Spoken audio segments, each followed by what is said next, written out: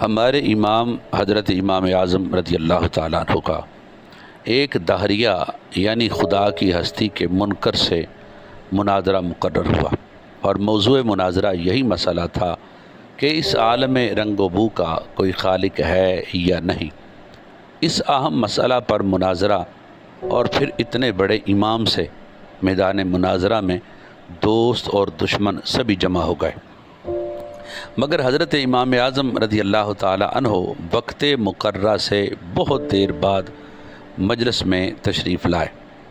دہریہ نے پوچھا کہ آپ اتنی دیر سے کیوں تشریف لائے ہیں؟ آپ نے فرمایا کہ اگر میں اس کا جواب یہ دوں کہ میں ایک جنگل کی طرف نکل گیا تھا، وہاں ایک عجیب واقعہ نظر آیا جس کو دیکھ کر میں حیرت میں آ کر وہیں کھڑا ہو گیا، اور وہ واقعہ یہ تھا کہ دریا کے کنارے ایک درخت تھا، اور دیکھتے ہی دیکھتے وہ درخت خود بخود کٹ کر زمین پر گر پڑا،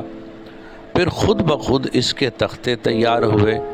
پھر ان تختوں کی خود بخود ایک کشتی تیار ہوئی، اور خود بخود ہی وہ کشتی دریا میں چلی گئی،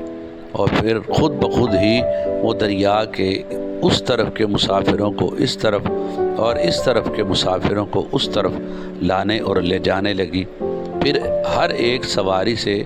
خود ہی کرایہ وصول کرنے لگی۔ تو بتاؤ تم میری اس بات پر یقین کر لو گے؟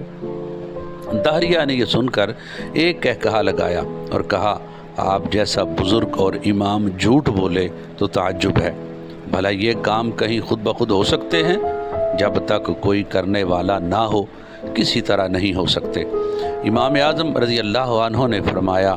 کہ یہ تو کچھ بھی کام نہیں ہیں، تمہارے نزدیک تو اس سے بھی زیادہ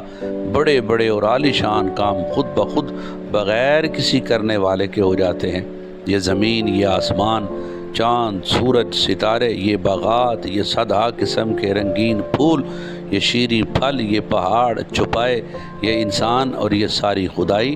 بغیر بنانے والے کے تیار ہو گئی ہے۔ اگر ایک کشتی کا بغیر کسی بنانے والے کے خود بخود بن جانا جھوٹ ہے، تو سارے جہان کا بغیر بنانے والے کے بن جانا اس سے بھی زیادہ بڑا جھوٹ ہے۔ دہریہ آپ کی تقریر سن کر دم بخود ہو گیا اور اپنے برے عقیدے سے توبہ کر کے مسلمان ہو گیا۔ اس سے سبق یہ حاصل ہوا کہ اس کائنات کا یقیناً ایک خالق ہے جس کا نام اللہ عز و جل ہے، اور وجود باری کا انکار عقل کے بھی خلاف ہے۔